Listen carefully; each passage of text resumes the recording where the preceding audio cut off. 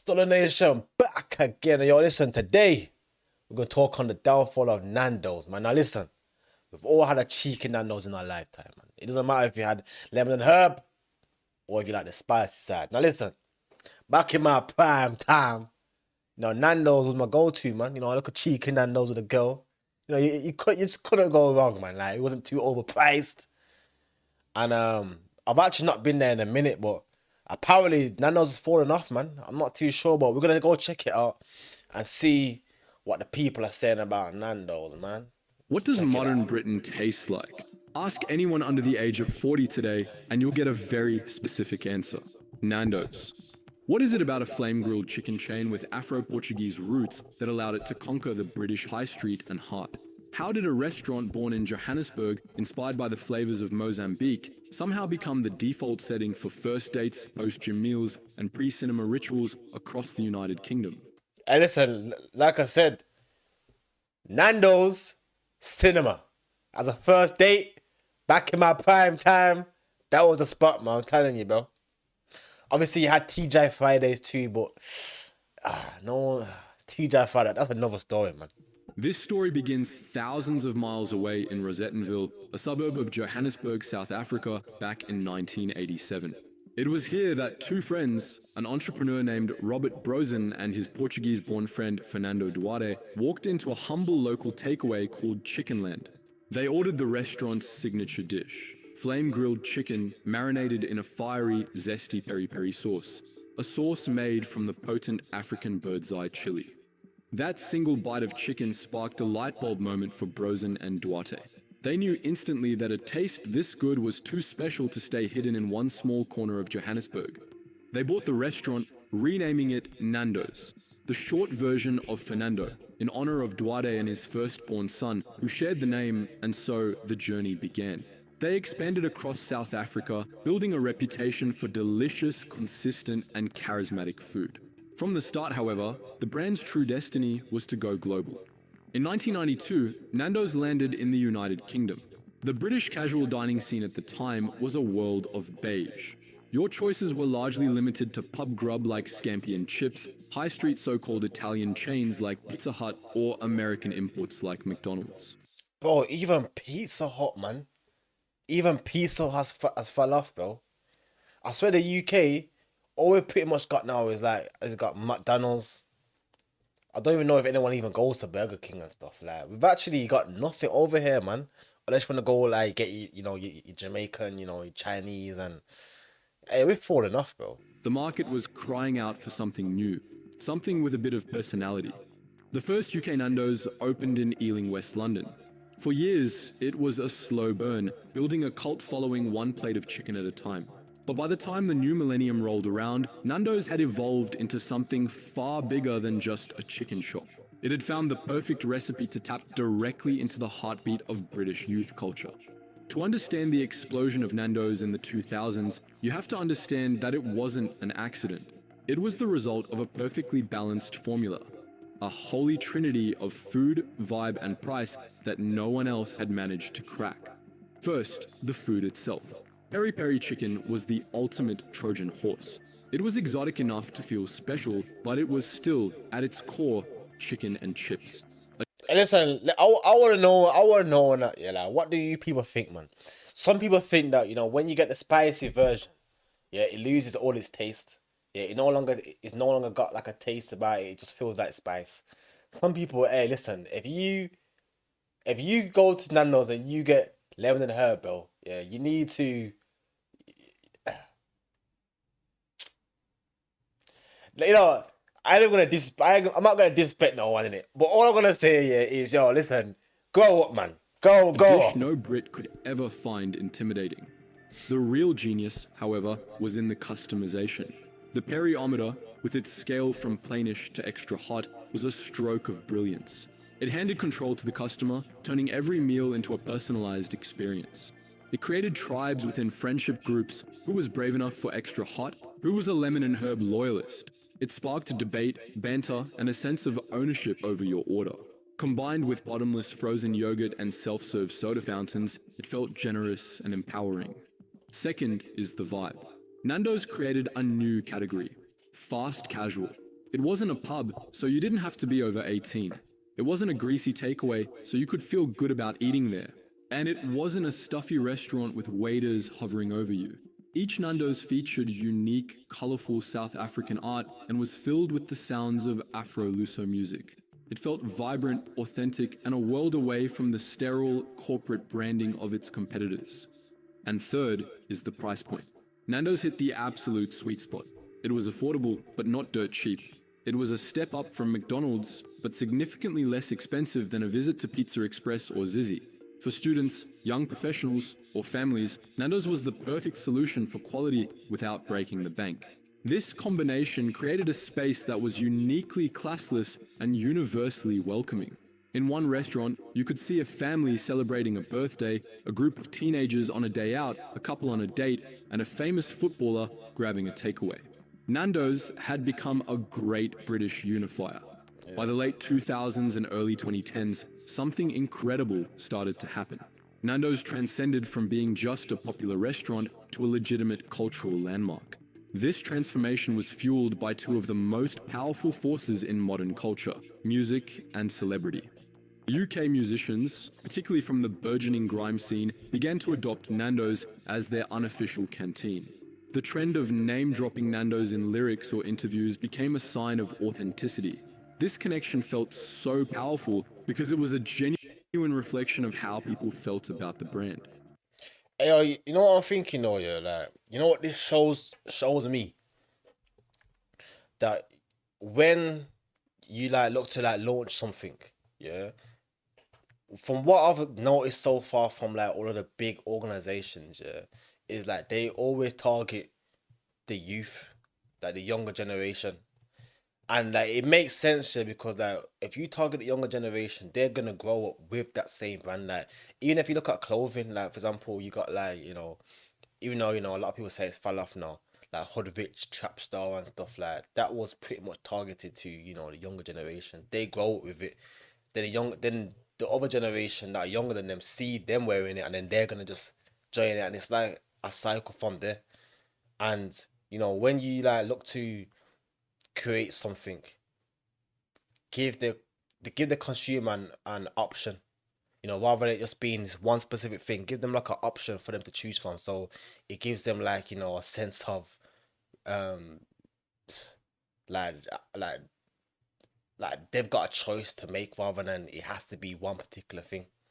You know what I mean? Like that's what I've learned so far from just this video in like 5 minutes. Give the people a range and target the younger generation. Nando's didn't mind all the attention they were getting. In fact, they embraced it. They created the now legendary Nando's Black Card, a pass that granted the holder and 4 friends free Nando's for a year, but it wasn't available for purchase. This exclusivity resulted in near mythical status. They were gifted discreetly to influential people who had shown a genuine pre-existing love for the brand. This created an aura of mystique and exclusivity that money couldn't buy. The Black Card became a piece of modern folklore. Rappers bragged about it in their songs, which generated even more free publicity. Nando's had become cool without ever having to say it was cool. And then came a generation-defining bit of slang: cheeky Nando's. This phrase bubbled up from the primordial soup of internet culture in the early 2010s. If you're not from the UK, the phrase makes absolutely zero sense.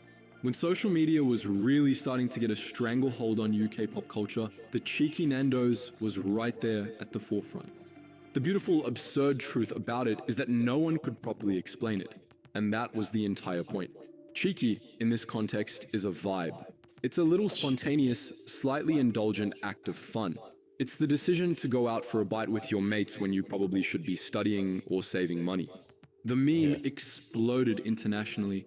Articles were written trying to decode it for baffled Americans.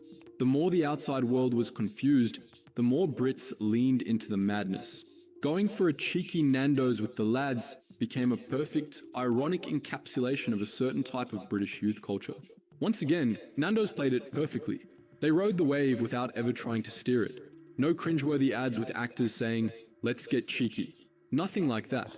Instead, the chain became self-aware and in the strange alchemy of internet culture that made it even more relevant. This was what historians will one day call peak Nando's. Between roughly 2012 and 2018, the brand was an unstoppable cultural juggernaut. They had over 400 UK locations, queues stretching out the door, and a brand identity that other corporations could only dream of. But as we all know, nothing can keep climbing indefinitely. In recent years, people have started asking the question, is Nando's still actually good? While this sort of question would once have been met with overwhelming enthusiasm, nowadays the replies are more divided. For every loyal defender, there's a disappointed former fan pointing to the holy trinity of complaints. And listen, before we actually get into what the verdict is on what the people got to say, yeah, is I can't see how Nando's could have fallen off, bro. Like, unless, like, you know, every chef that they've had passed away, and, you know, no one can no longer cook the same way. How can Nando's have fallen off, bro? You know, like, unless the prices just went exponentially high. Their chicken was nice. You know, like, their peri-peri fries were nice. Hey, listen, this used to be my go-to every time I went to Nando's. Yeah, it would be probably like half chicken, quarter chicken. You know, a little peri-peri chips, the spicy rice, a little Coke on the side. You know, sometimes hey, I'm not gonna incriminate myself. But yeah, man, like, how could Nando's fall off, bro? I don't actually understand, man. Like, I'm not, like, me watching this right now, it's got me feeling like, you know what? I might even want to just go back again and give Nando's a little try, man. Shrinking portion sizes, steadily increasing prices, and a drop in quality and consistency. This is partly down to industry-wide trends, but perhaps also the magic has just started to fade. Nando's built its empire on a vibe, which is an incredibly difficult thing to scale to 400 locations, and even harder to maintain consistently over time. Nando's still possesses immense brand power and recognition. While it may have lost some of its cutting-edge cool in major cities like London and Manchester, in many smaller towns across the UK, a Nando's opening is still a huge event. Yo, wait there, listen. They've got over 400 stores. Yeah. Let's just say they make 3K profit a day, which is very attainable for, you know, a big organization. That's like that's 1.2 million a day. A month. That's 36 million a month. Hey. Hey, listen, who's trying to start up a little business, bro? Damn. Often the most exciting and fanciest chain available. And also, the mid-2010s rise of food delivery apps like Deliveroo and Uber Eats gave Nando's a powerful second wind, which it still benefits from today. The pandemic accelerated a trend that was already beginning. You no longer need to go out for a cheeky Nando's. It could come directly to your sofa. That said, expanding during a brand plateau is a calculated risk. Nando's is betting that its name and its core product still hold enough weight to overcome the cooling of the hype. Meanwhile, they're still making modest moves to try to remain a part of the cultural conversation. In recent years, Nando's has actively tweaked its menu, introducing plant-based options, new wraps, loaded fries, and seasonal specials to fight off menu fatigue. They've leaned more heavily into their brand story, emphasizing sustainability, their support for African farmers, and their vibe to their fries. What was the tweaked its plant-based? What's the plant-based menu? Plant-based chicken, plant-based meat. Hey, listen, how can you have plant-based meat, bro? Listen, like I said, I ain't been to Nando's in a minute, yeah? I'm not really in tune with, like, the food and the stuff nowadays. Like, I just rather just cook from home. But how the F can you have... How can you have plant-based meat, bro? How can you have plant-based meat? So you dig it up from the ground, you dig the plant from the ground, and somehow you mix it and act like it's a cow. I don't want to, listen, I don't want to, you know what? You know, we'll do it after, cause I'm actually, that's baffled me, bro. Plant-based Introducing meat. plant-based options, new wraps, Plant-based meat. loaded fries, and seasonal specials to fight off menu fatigue. They've leaned more heavily into their brand story, emphasizing sustainability, their support for African farmers, and their vast collection of original art. They've also experimented with new formats like smaller high street kiosks and digital-first locations designed for delivery. But if Nando's is going to reignite that spark, it will surely take more than a new burger or two. But what do you reckon? Is Nando's still the undisputed king of casual dining, or has the magic well and truly faded? And more importantly, what's your all-time go-to order? Drop your memories and your meals in the comments. We'd love to hear your story. If you enjoyed this spicy deep dive, give us a like, hit subscribe. Hey, yo, listen, we need to check here what this plant-based meat is. Like, I need some more information on that. Plant-based meat.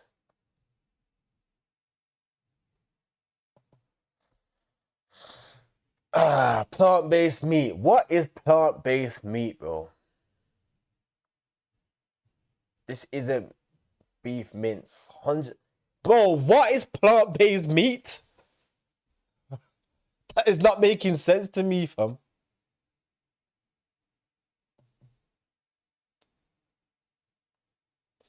And why does it actually look like chicken? Why does it look nice, bro? Why does that look nice? Huh?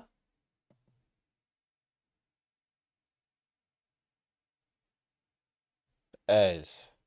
I don't know, man. I don't know. Like that's baffled me. But if you try a plant-based meat before, let me know what that tastes like, because that's not making no sense to me. What is this? Plant-based meat brand you probably didn't know. I don't know, man. But yo, listen, me personally, I just don't see how. I just don't see how they could fall off. You know, if their food still tastes good, like what suddenly has changed overnight? Unless people prefer to eat, you know, KFC and Burger King, Pizza Hut. You know, like let's be real about things, man. Like KFC is not nice, bro. Their chips have nothing on those chips. Like, let's be honest about that. You know, their burger. I just don't know, man. Like, I don't know. I just don't think Burger King's worth it, man. Like, they're expensive for no reason. Yeah. Their chicken is not gonna have nothing on Nando's. I don't know. Like I said, these days I just be cooking myself, which you know what's so crazy? Like, before I used to see cooking as a chore. Now I actually don't mind cooking, bro. You know what I mean? Like, I actually can eat the same thing 5 days a week, bro. I can actually just eat the same thing, bro. I don't have no problem with eating the same food every day.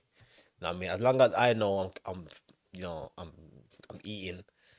Can you see me? Like, I can put on weight and I can lose weight very quickly. Like, I got very is it fast metabolism, high metabolism, whatever, whichever one it is. So if I don't eat, like, let's say if I don't eat properly for like 2 days, I can see the difference in the mirror. I can see it.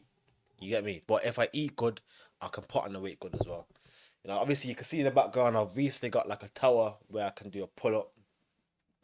Can do pull-ups and like dips and press-ups. So yeah, like I said, this year I'm actually looking to actually take, you know, my health not serious. I even bought what's it called, a rowing machine. You know, cause obviously I'm doing my MMA in it, so I wanna get my cardio in, man. Because, bro, listen, I did one session, yeah, and the first thing it made me do was go on the bike, the exercise bike. After that, bro, I was feeling awake. My legs are heavy, knees weak, arms were sweaty. No, palms were sweaty. Hey, listen, that's it for me, man.